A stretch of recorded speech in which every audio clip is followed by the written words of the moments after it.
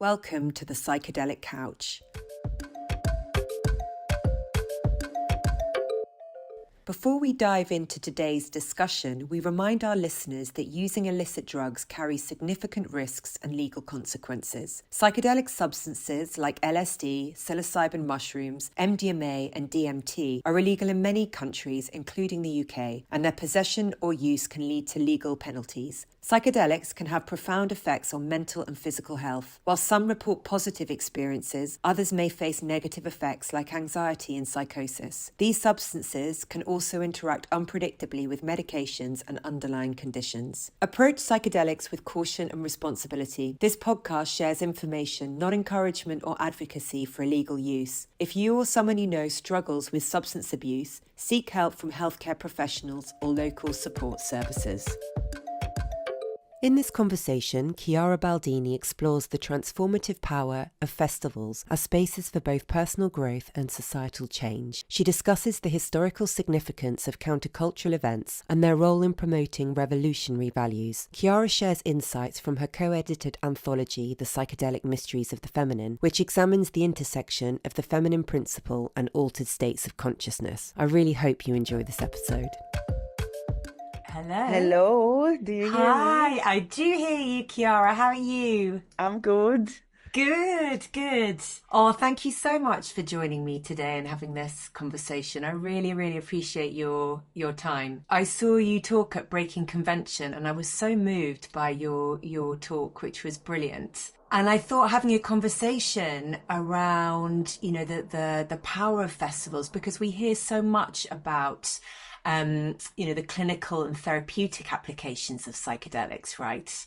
And, to really explore the recreational use and bring that into the conversation feels really important. Yes, it does. Also because these categorizations can be so sterile, because when you go to a festival, you can have a therapeutic experience or you can have a ceremonial or sacred kind of experience. So they're so linked, all these different ways in which psychedelics can transform us, and also not just psychedelics, but generally experiences of altered state. Because also dancing over a long time on repetitive beats can lead you to an altered state without the use of substances. And that kind of experience can be incredibly transformational and healing and sacred. And doing it in community with others, being in that space together, and often in nature. We were talking about, I mentioned kind of Africa Burn, being in these incredible spaces with a collective is so powerful. Yeah, and actually in one of my strongest experiences in the dance floor, it was exactly that togetherness that really hit me in a way, in a positive way, in terms of feeling a bond with everybody else that I had never felt in any other collective experience that I had, including peace demonstrations. In 2003 against the war in Iraq, I participated to a lot of those, and political activism also, to which I had participated. And then I found myself in this huge dance floor in the Boom Festival in 2004. And that sense of togetherness and belonging and bonding was something very unique and powerful. Yeah, can you tell us a bit more about your background and what led you to study the evolution and cultural identity of festivals and their origins? Yeah, so this event I was referring to in 2004 in Portugal, the Boom Festival was one of the strongest initiations that I had in festivals. I had already discovered psytrance culture in London before, as I was doing my Erasmus program from Italy to the UK. Yeah, I was just very fascinated, and I set myself on a journey to find out more about what these events were and what kind of people were attending. And then in 2004, I had this strong initiatory, we could say, experience in the dance floor, at the end of which I felt, or I received the mission, let's say, to study how did we get here. This was my question in the morning. And I wanted to know if this was something new, if this was something old that we were doing in a new way. And I started, reading in a spontaneous way, book after book. And I ended up in the mystery religions of ancient Greece and the cult of Dionysus and all of these kind of like quote unquote shamanic, and the quotes are important, kind of experiences or experiences of altered state of consciousness, ecstatic experiences in our Western history. So my question was also, how did we do it in our past?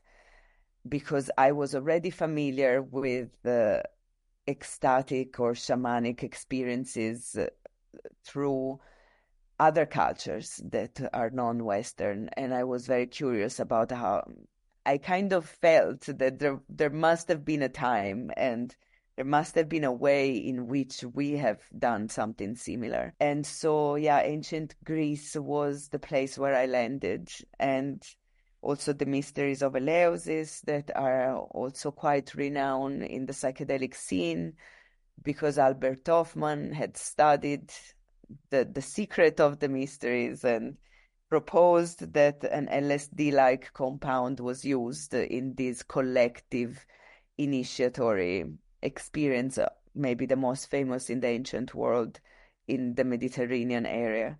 So yeah, I got, to this, I landed in this time and space, and I found so many information that helped me to frame and integrate the kind of experiences I was having in festivals.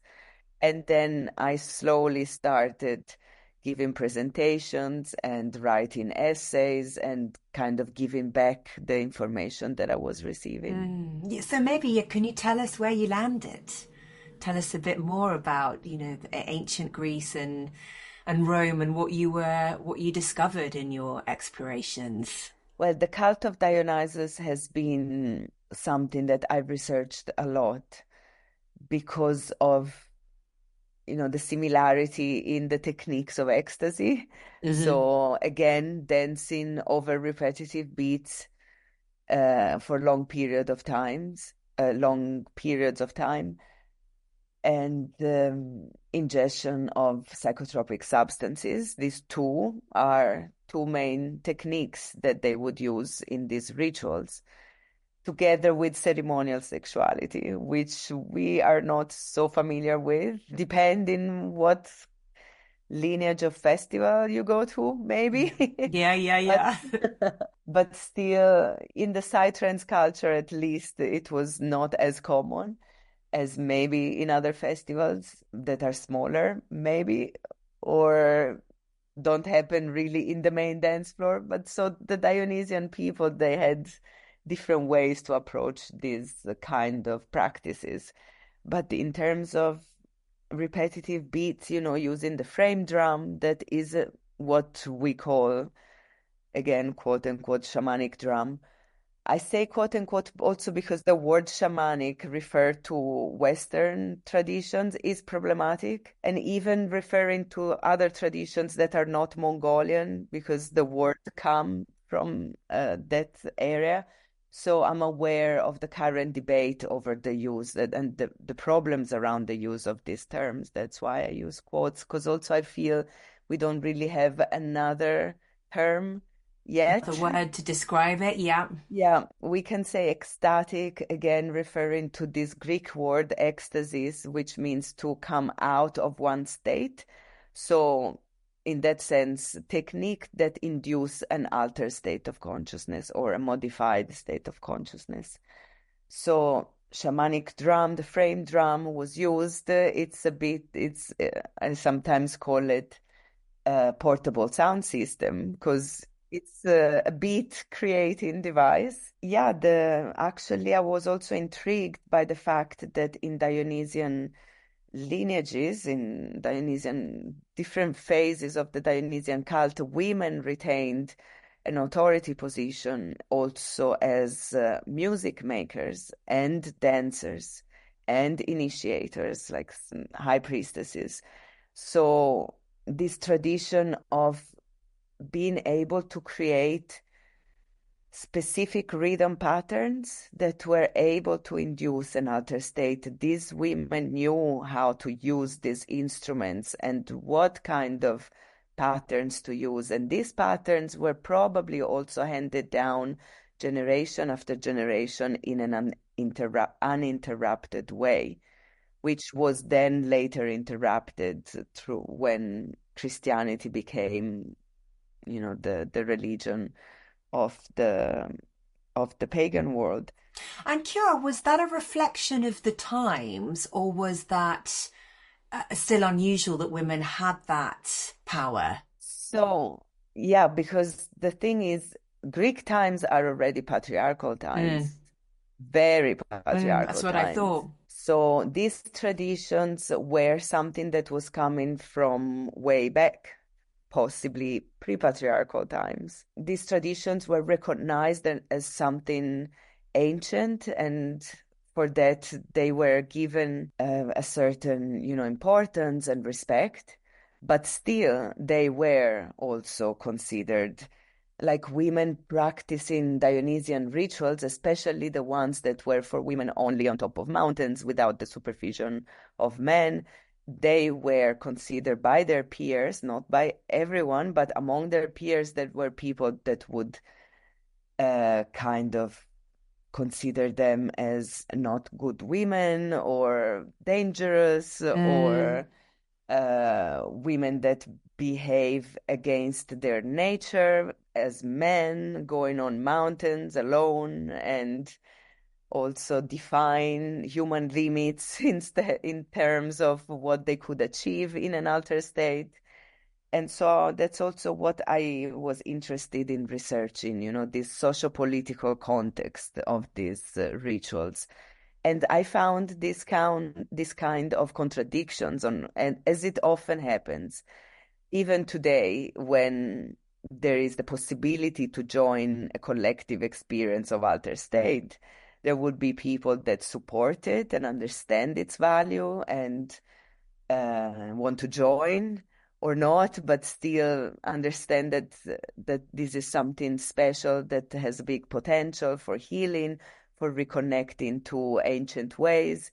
And then there is people that are completely against, that are scared or that consider this kind of loss of control and loss of composure and even loss of rationality Yeah, uh, yeah.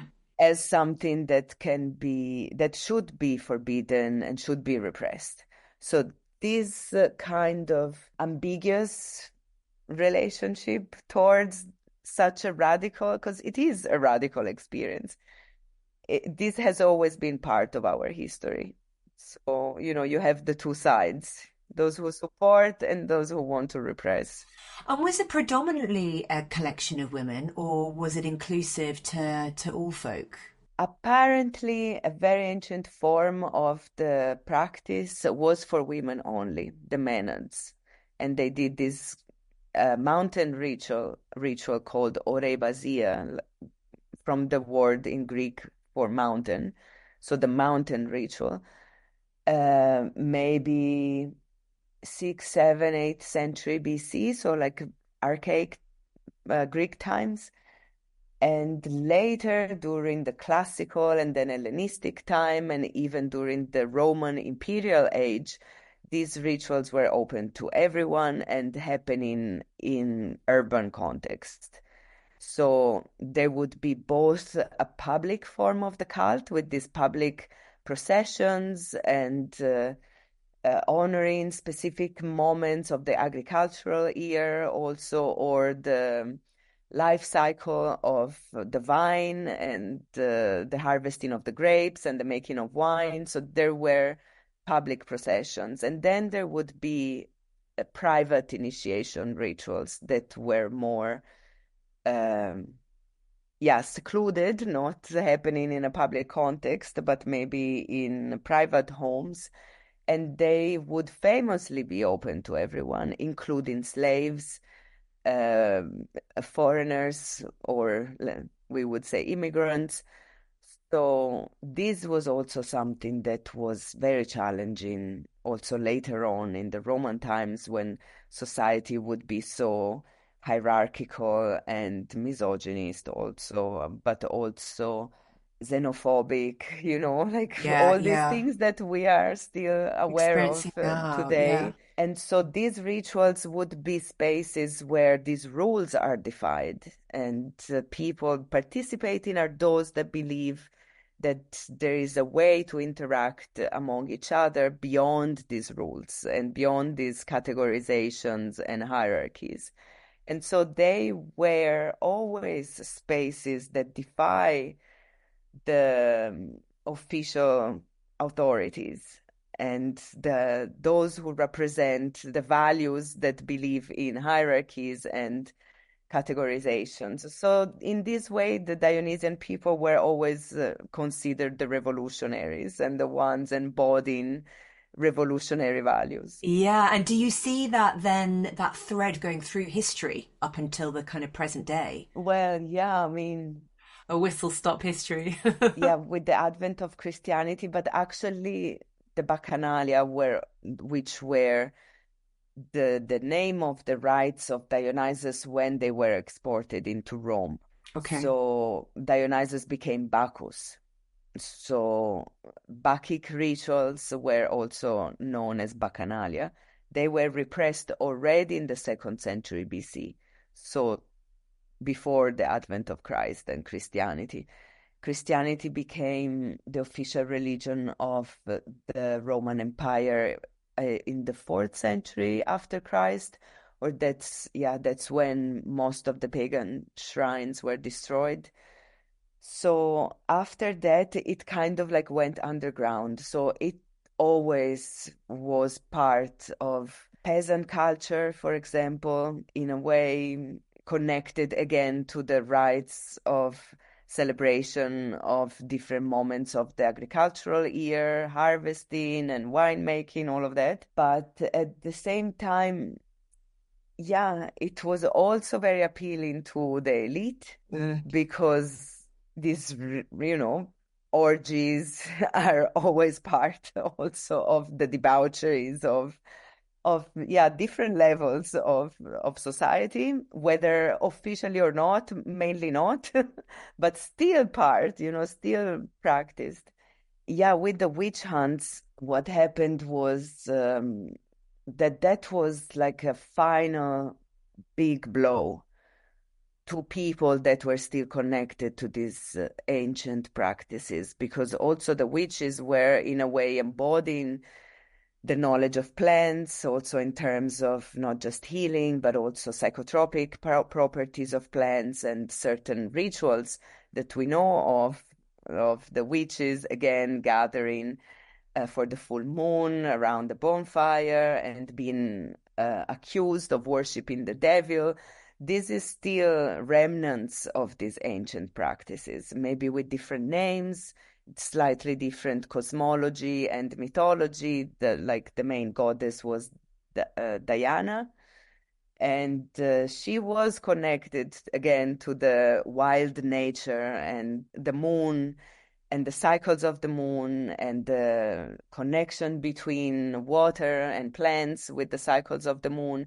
This was all coming from way back. Was she connected to fertility as well? Yes, Yeah, so yeah, fertility in terms yeah. of moon cycles and water cycles and seasonal cycles, and how we are connected. We are part of those cycles. And we also go through this dying, composting, and rebirthing, like everything. And so these rites were also celebrations of our place within these astral and vegetation cycles.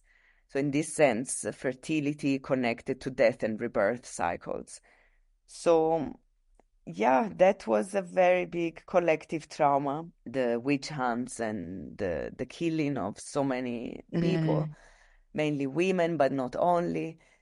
So yeah, that was a big blow. And to me, even if again it survived in pockets here and there where it was possible, but I think actually it was with the 60s counterculture that we could be free again, to free our bodies, to dance in ways that we were not allowed to dance for a long time, to rediscover also, yeah, these mind altering substances. LSD was popularized in those years, but before then we were taking other things like mushrooms and other combinations of psychotropic plants. So this wave, this new cultural wave that we saw with the counterculture in the 60s has a lot of elements and even values that we saw, in this in the history of pre-patriarchal cultures and how they survived during patriarchal times and how they became, part of the revolution in the 60s. Yeah, and how that built to Woodstock 69, you mentioned. But before that, almost the boomers being the ones that led to that place. Can you tell us a bit more about that? You know, how we got to that point in the 60s with the hippies?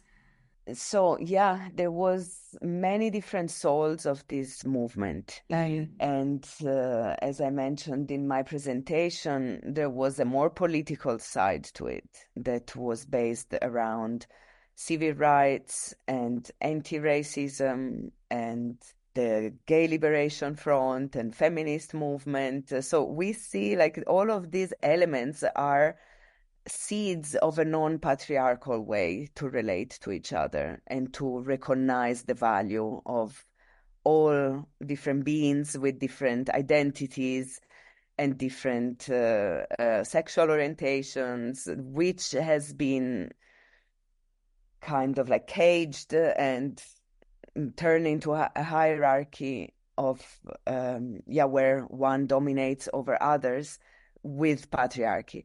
So the civil rights movement, the feminist, the gay liberation movement, the pacifist movement, also so important, and how chronic war is connected to patriarchy. And so also back in the day with Dionysian, I won't say activist, but this is a word that is a modern word. But yeah, in a way, also Dionysian principles were pacifist principles of this acceptance of all these different identities and the possibilities to resolve conflict without recurring to this system of chronic war. So in the 60s, all of this was coming up in different sides of the counterculture, together with the research of a way to connect to the divine beyond Christianity. So researching alternative spiritualities like Eastern philosophies or Western esotericism like tarot, astrology, all of that, but also neo-shamanism, again with quotes, and indigenous revivalism. All of these different souls were part of what would later be termed New Age culture. But in the 60s, there was also the political side, together with the spiritual side. Then there was the psychedelic side, of course, with the spreading of LSD and also the research that was still possible around therapeutic use of LSD. And of course, there were people that were more interested in psychedelics and not so much into politics, or vice versa, or more spiritual and not so political, but still the counterculture was a big umbrella under which all these different souls would find a home in a way or another. I presented this information in my presentation, which is actually now on YouTube since Oh, is yesterday. it? Oh, wow. So yeah, if someone wants to go there, Breaking Convention 2024 with my name. I'll put a link in the show notes because it's absolutely brilliant. Thank you. So yeah, I offer a possible narrative of what happened after the 60s to the counterculture in the 70s, 80s, and 90s, with the splitting between the spiritual side and the political side, and how these two different sides gave birth to different lineages of countercultural practices and values and identities. Yeah, like the punk scene you The mentioned. punk scene is an example of a very politicized countercultural scene where the queer feminist aspects are still very strong, together with the anti-fascist and anti-capitalist sides of the counterculture, still very strong, and how that gave birth to the techno underground movement. And while the hippies, those who could go to India and dance under the full moon in Goa, gave rise to the psytrance culture, and yeah, also the rediscovery of dancing together as a modern form of ritual, which connected, to my experience in Boom Festival, which is maybe the biggest or most well-known psytrance festival these days, starting in 97, so already more than 25 years old, and how this psytrance lineage took on the psychedelic and spiritual, and also later the more ecological side of the counterculture, but kind of like left behind a stronger political approach, or political activism was kind of like, it went in the backdrop and not so to the forefront. And so, with its benefits and problems connected to it, Mm. I wanted to show this mapping of the current situation, also to highlight that it can be a generational process.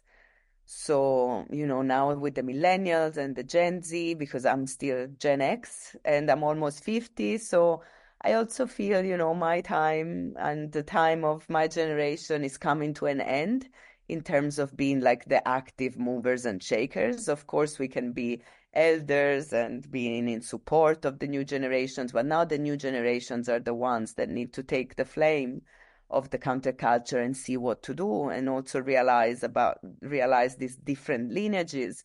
Is it finally time to bring together some of these threads, to weave different narratives than the ones that were possible until now, to bring back the political with the spiritual and with the psychedelic and with the ecological that are so important? And also, maybe realizing that also the time of Western-led counterculture is over. Yeah, and I was just thinking, I remember one of your slides talking about Georgia that it might not be from where we expect. Do you have a sense of where some of these movements are cropping up? Well, especially in terms of underground technoculture, which we have an example of in Berlin, for example, and they even received this very prestigious recognition in terms of UNESCO heritage list. But so the underground technoculture is very alive in terms of political activism right now in non-Western countries as well.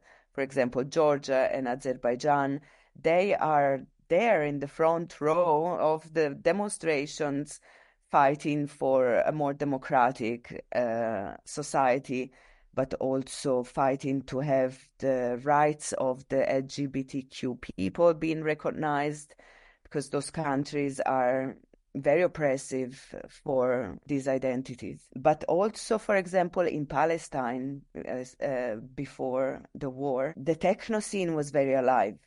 Spaces where people could feel safe to express their identity fully in total freedom and safety. And these events were much more than electronic music and a bunch of young people dancing. They had a very strong political relevance. And so we can see how these are some of the examples. I'm aware, but I don't fully know much about Asian countries also being connected to the underground techno scene. So, yeah, there is a lot of new realities that are sprouting, and that could bring, that could be much more radical than we are in the West, because we live in such a privileged space that many of our events are more about having a good time, to tell you the truth, rather than being radical and fighting for a better society. In places where certain, oppressions and discriminations are very strong, yeah, we can see the rise of very radical and important activism that we should support and that we should recognize in its power. And maybe the next global counterculture will not be led by Westerners, and I think this would be great. Also, what's happening in Iran, for example, where music is prohibited and musicians are arrested and even condemned to death. And so this, it's such a different reality than what we experience. And we see how activists are really giving their lives for these struggles, and they deserve all our respect and our support. Yeah, really, very well said. Maybe can you tell us a bit more about your history with Boom? Because I know that you were a program creator at the Liminal Village. Like, how did that shape its culture over the years? Yeah, so I had the privilege and the honor to be curating the program of the cultural area of Boom, more or less from 2010 until last year, 2023. Even if at the beginning I was more of as an assistant, and then I started becoming the curator. It has, like, a cultural area and a festival has such a potential to inspire people in a moment of their life and in their year where they're so open and so ready, to receive. The program of a festival also is different than a program of a conference, even if the area where I was working is a conference area, because you have presentations and workshops one after the other, like in a conference. But the program of a festival has the possibility to offer any kind of topic.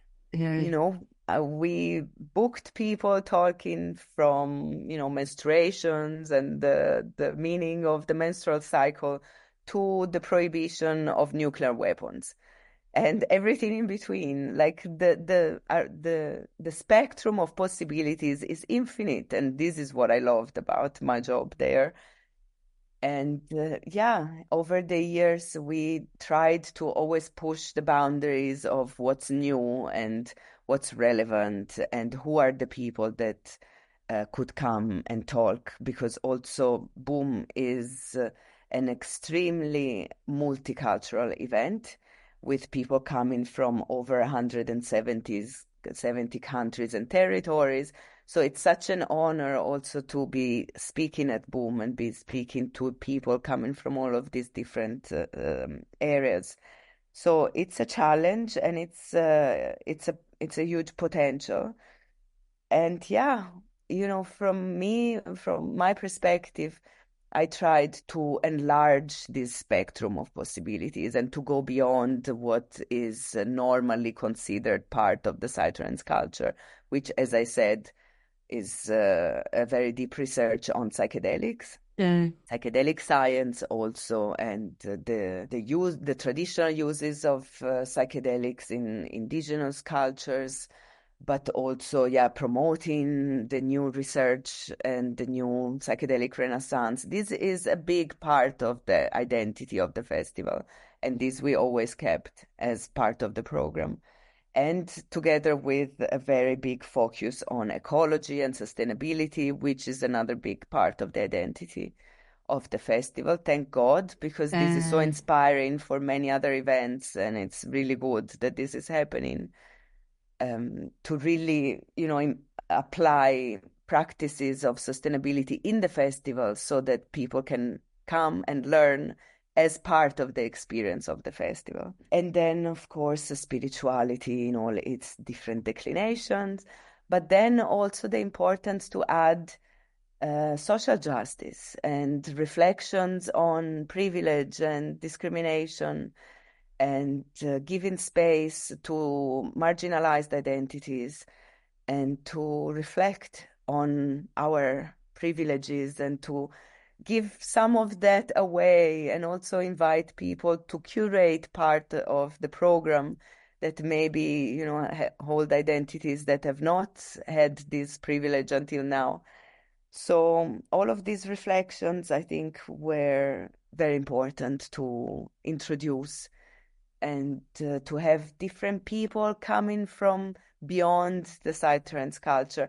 I was always like really trying to be aware of our bubbles and to respect our identity, but also to challenge it and to learn from other bubbles and other scenes and cultures. In my years as curator, I always tried to look at that and to practice that. Yeah, can you share any like anecdotes or stories about some of those experiences? It must be so vast.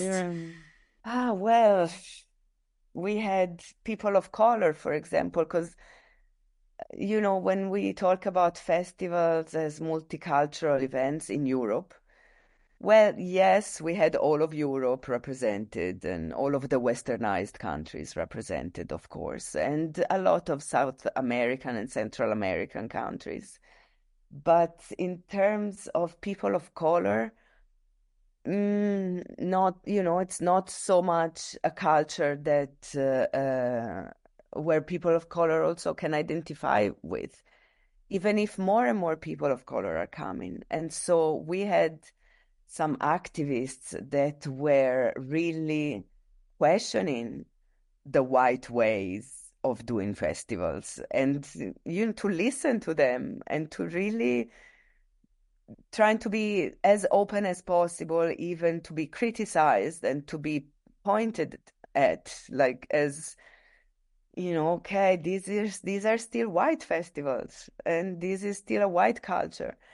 And how do people of color feel when they are in minority and when they, most of the DJs are white and most of the other workshop leaders are white. And so to hear from people of color how that feels and how that lands in them and what is their own perspective of, a culture that can cater for more identities than we did until now.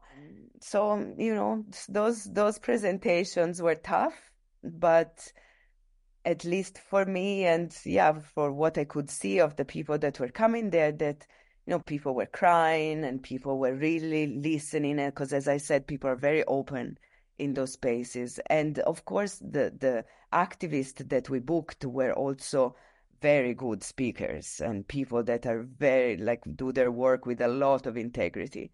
So those were very strong, deep, challenging, and transformational moments. Yeah, yeah.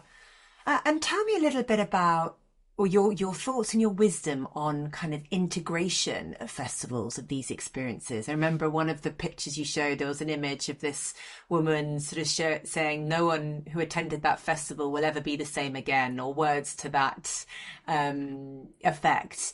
What are your thoughts and wisdom on how people best integrate these experiences, which can be enormously profound? Yeah, well, over the years, I realized that even when we speak of a transformational experience, what do we really mean? Does it mean that is something that is good for us as individuals or is good for us as communities?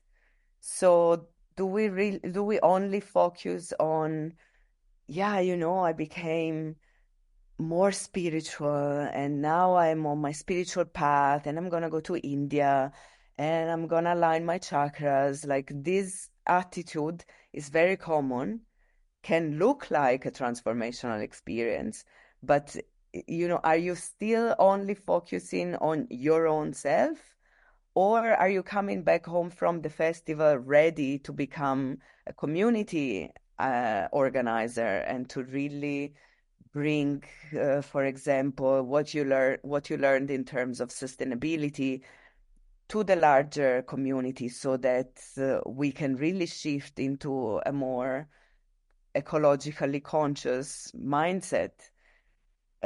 So you see, there's this fine line between, was it transformational for you only, or are you able to really bring this into bigger spaces? So, how was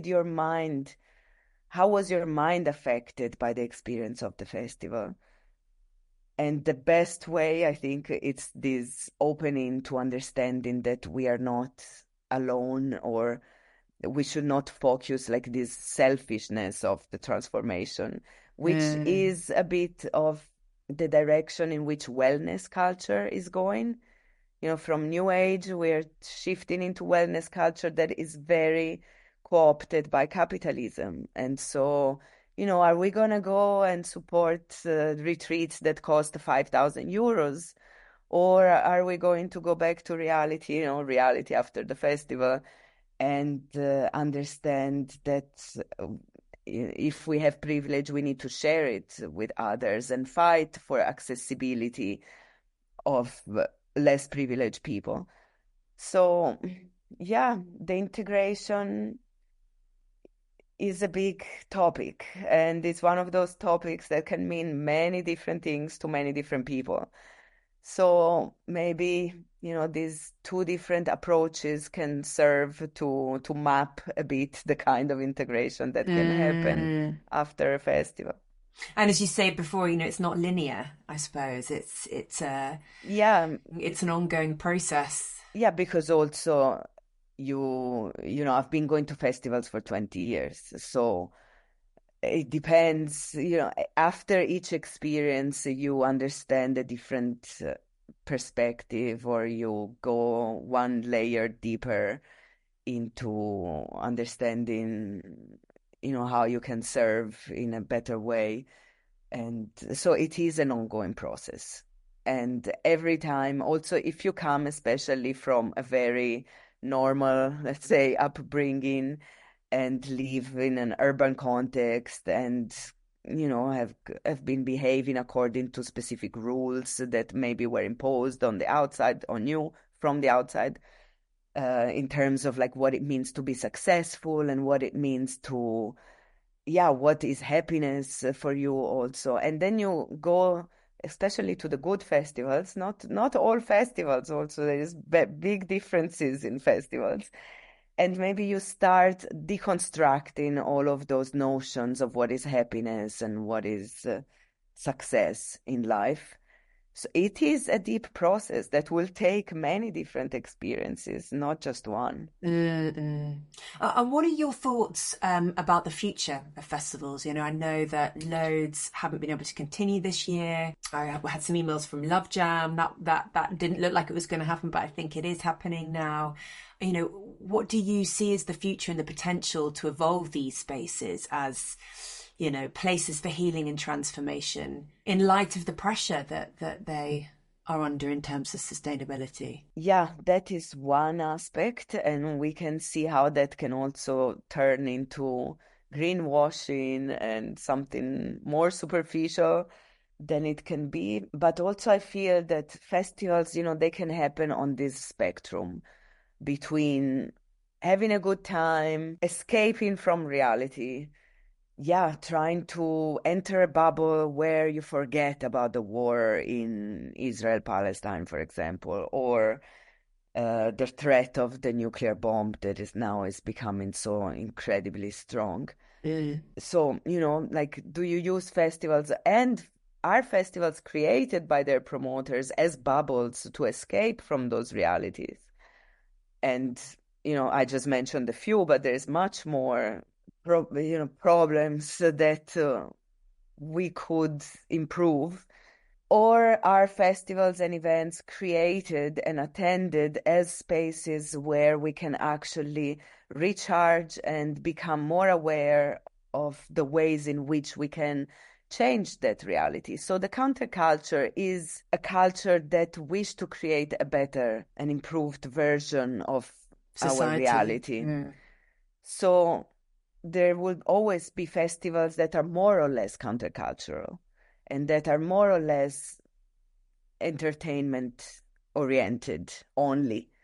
Of course, you are in a festival, there's music, you're dancing together. So of course there will always be the entertainment aspect of it. But is it just about that? And is that entertainment just about escaping?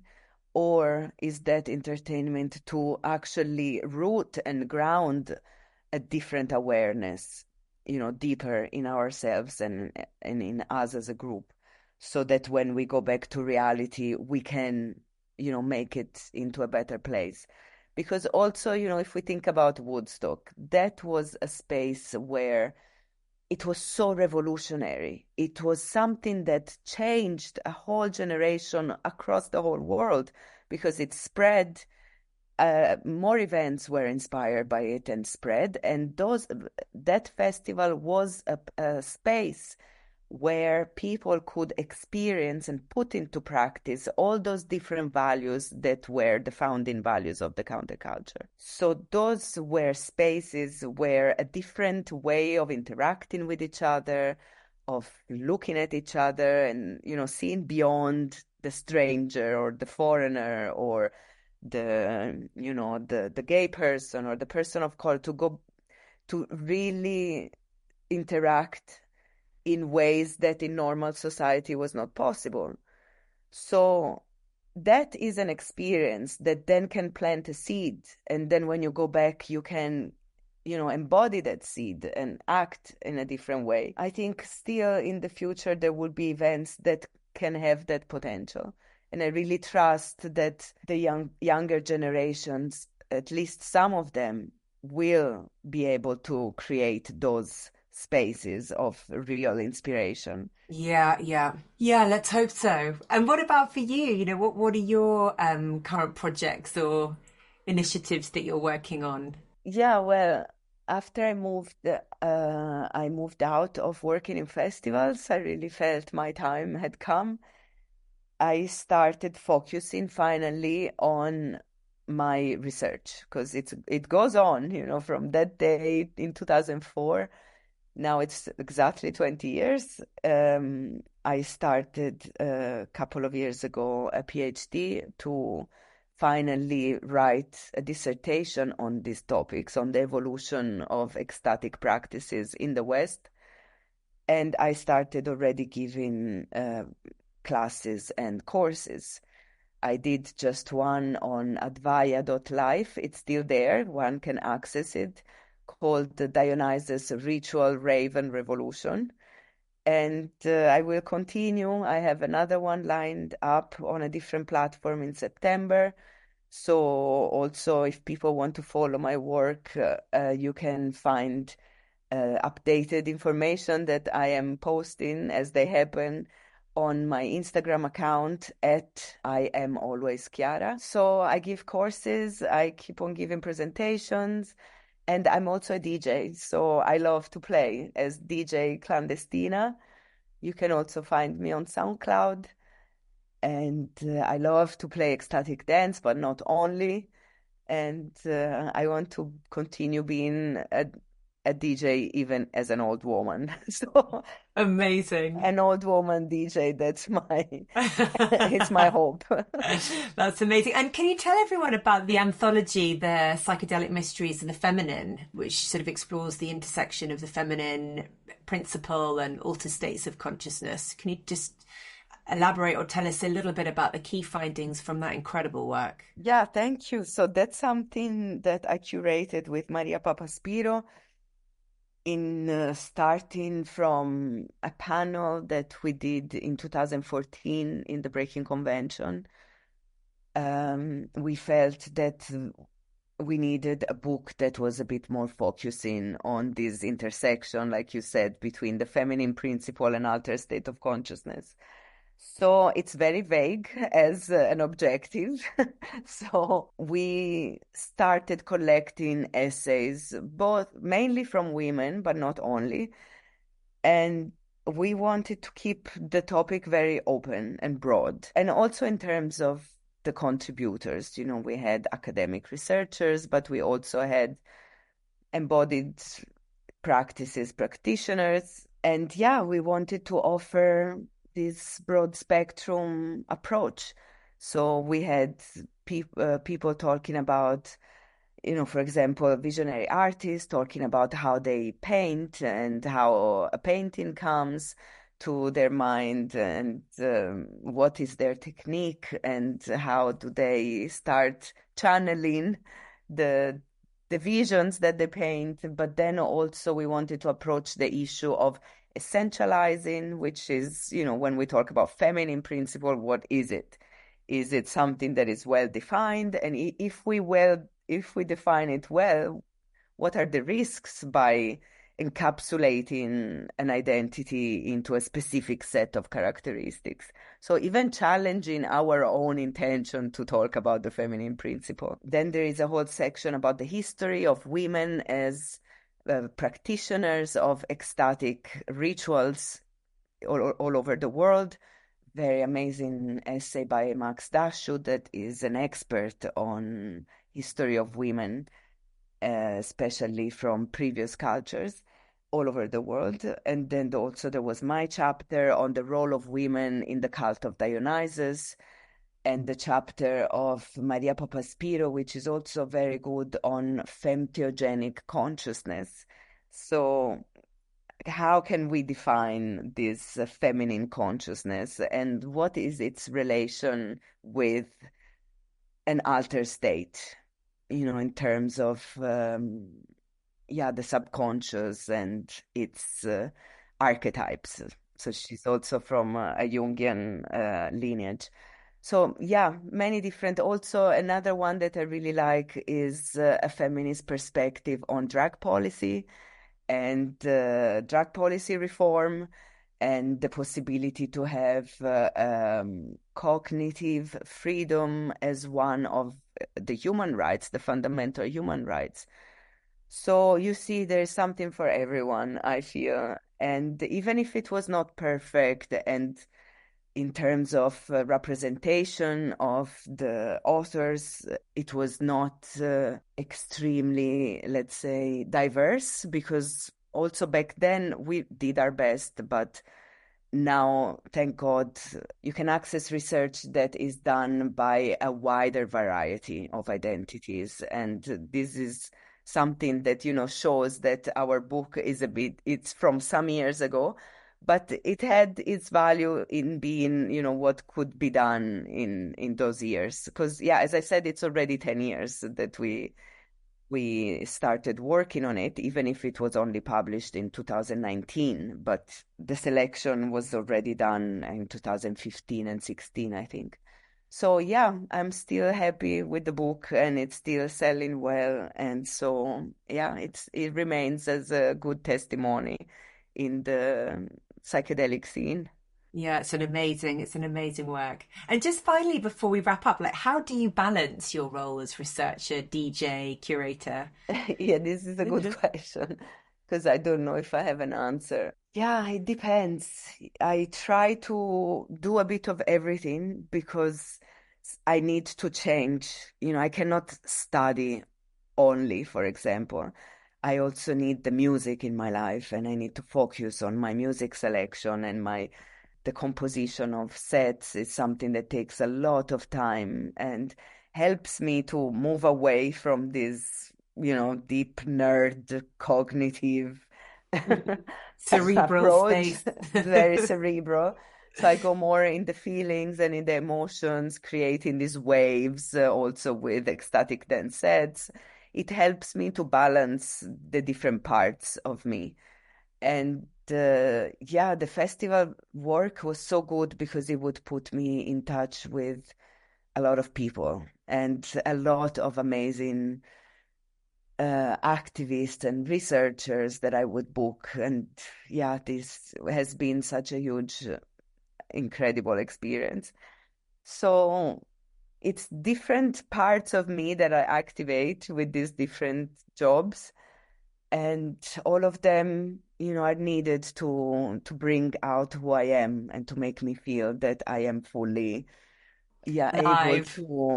able to embody myself in all of these different characteristics. And I transcended the fear of being too weird, too, unusual. For me now is a good word. And weird is a very good word, and I am going for it, So academic researcher and ecstatic dance DJ, and I also love to present and then to play in the same day, like I did in Breaking Amazing. Convention. So yeah, I hope that many more people can really feel free to embody very different aspects of their personality. Yeah, and to bring that into the essence of who they are, to be alive and to have that fully embodied experience. Yes. And where can people find you? Like your Instagram or website? Yeah, so my Instagram is at I'm always Chiara. And yeah, my music is on SoundCloud. So mainly now these are my main outlets because I'm working on my website. So soon I'm gonna have a website that's gonna be in the bio of the Instagram account. So that's coming up soon. And also, if someone wants to attend my upcoming course starting end of September, just follow me on Instagram and you will get that information. Amazing. Well, thank you so much, Chiara. And I hope to see you soon. I'll come and introduce myself next time I'm at an event that you're speaking at. Yes. Thank you, Claire. You've been listening to The Psychedelic Couch. For more episodes, please follow me on Spotify, Apple Music, or wherever you get your podcasts, and find me on Instagram at The Psychedelic Couch and at Claire Faulkner Therapy, where I will be keeping you up to date on the latest episodes and information surrounding all things therapy, psychedelics, and expanded states.